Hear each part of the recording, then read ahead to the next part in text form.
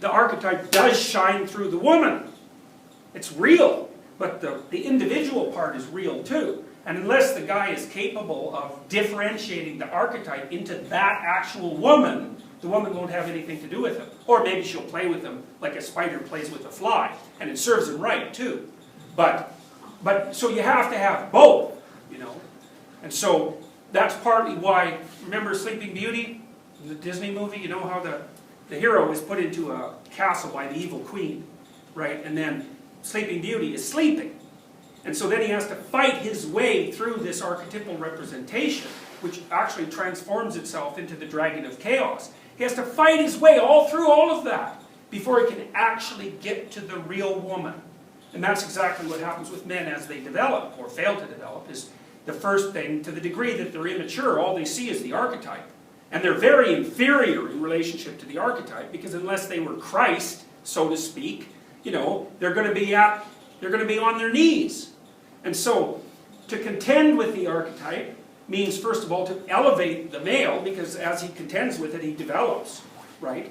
And it also means to place the two at equality, and then the archetype turns into the individual woman. Now that's a big sacrifice, because, you know, hypothetically, you would rather have Sleeping Beauty, the pretend princess, than some actual woman with all her trouble. But the problem is, there isn't Sleeping Beauty, the pretend princess. There's just the real woman. And you see that in Peter Pan, too, the story, because he's got Tinkerbell, and that's fine, except Tinkerbell's a fairy, and they don't exist. So he could have Wendy if he would grow up, but he doesn't want to grow up, so he's not going to get Wendy. He's just going to stay king of the bloody Lost Boys, and that'll be the end of that. So it's differentiation of the archetype. And that's what you're doing as you develop across time. Now, there's a book called The Origins and History of Consciousness, which was written by a guy named Erich Neumann. And it's a book that's very much like Maps of Meaning, because I believe that Maps of Meaning has been written 4 times. It's Symbols of Transformation, Jung wrote that. It's Origins and History of Consciousness.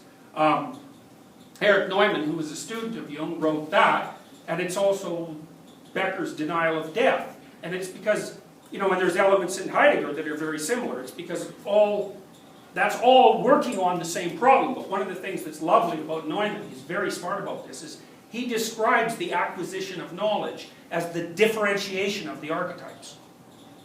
And that's brilliant. It's right. It's like the thing itself is a unified whole. That's sort of the divine ground of reality. Then it fragments into the first 3 layers, masculine, feminine, and child. And then that fragments, and hopefully what it does is fragments right down to the level of individuals, so that when you're interacting with someone, you're interacting with their individual expression of the archetypal reality.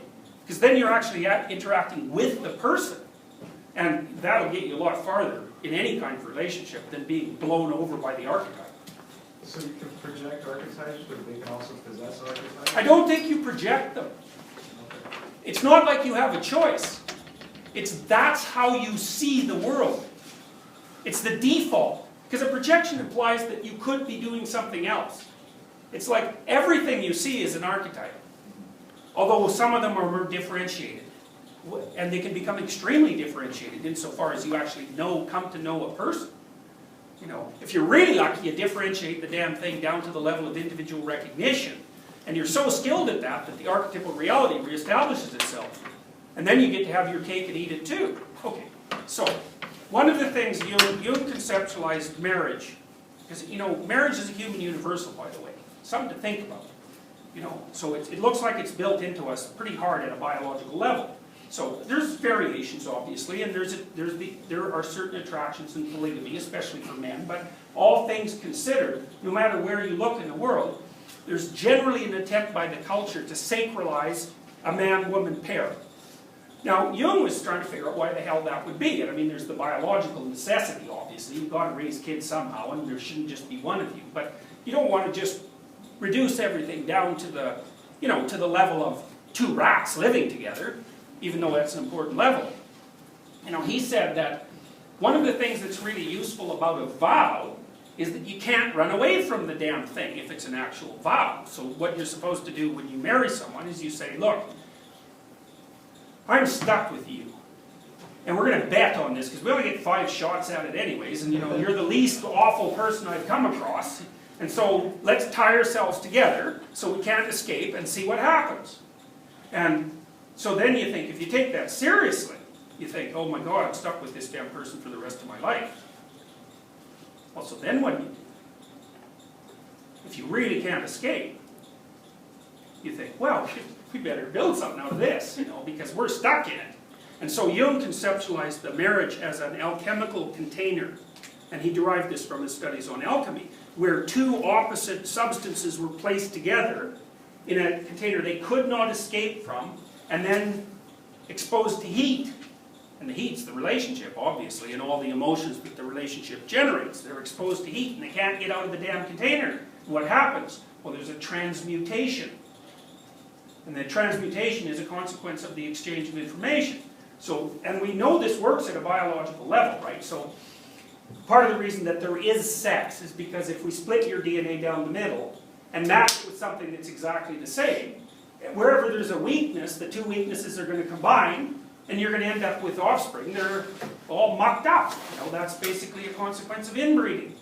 So what you want to do is you want to take your flawed genetic substance, which is, you know, 99.9% good, and someone else's flawed genetic substance, and snap them together, and hope like hell that the errors don't match up. And they probably won't, and so that's what you're doing in a relationship. It's like, you know, you're screwy in some way you can't fix, and so is the other person, and so you slap those 2 things together, and you hope that out of that, you build a totality. Okay, and that starts the information flow moving. So then the question is, what would you do if the information flow was curative? What would happen to you? So let's say you're 20% warped, which in case would be pretty good, you know.